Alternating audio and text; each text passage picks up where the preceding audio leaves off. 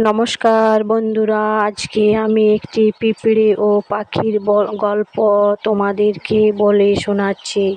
যদি তোমাদের ভালো লেগে থাকে তাহলে আমার সঙ্গে থাকো এবং গল্পটি শেষ পর্যন্ত দেখতে থাকো। চারিদিকে সবুজে ঘেরা, তার মধ্যে রয়েছে একটি ছোট্ট নদী, যে নদীতে অনেকটা জল ছিল। সেই নদীর মধ্যে একদিন একটি পিঁপড়ে পড়ে যায় এবং সেই নদীর জল থেকে সে আর কোনো মতেই উঠতে পারেনি।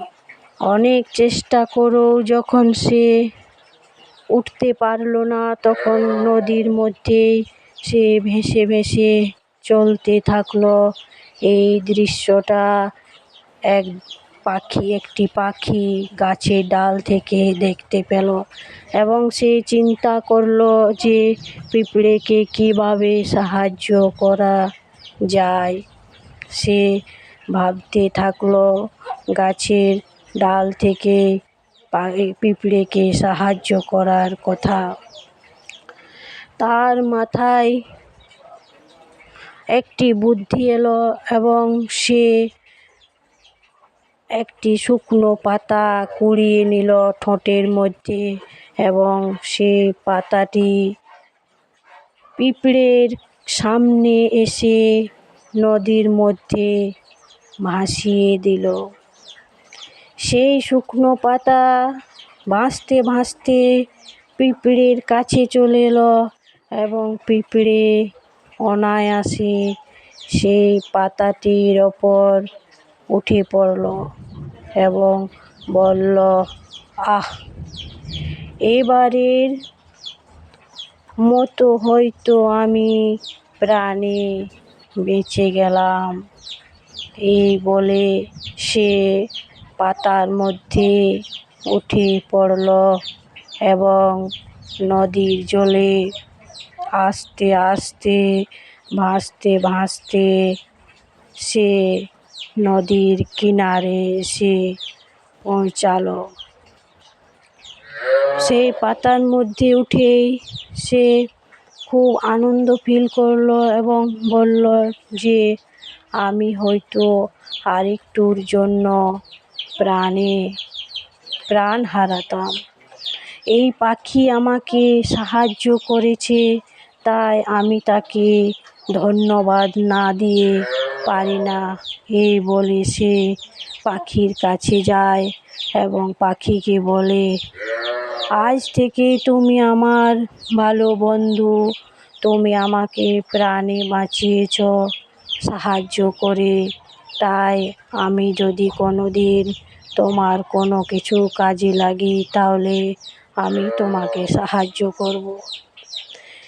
তারপর কিছুদিন পরেই একটি গাছের ডালে পাখিটি রয়েছে এবং সেখানে একটি শিকারী এসে পৌঁছেছে পাখিটিকে ধরার জন্য।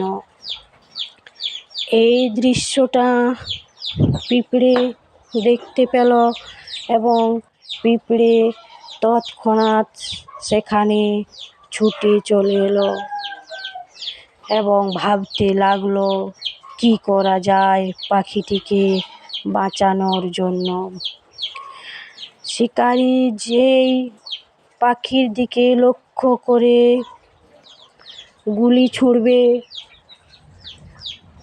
অমনি পিঁপড়ে দ্রুততার সহিত এসে শিকারীর পায়ের কাছে পৌঁছায় এবং শিকারীর পায়ে কামড় দেওয়ার চেষ্টা করে।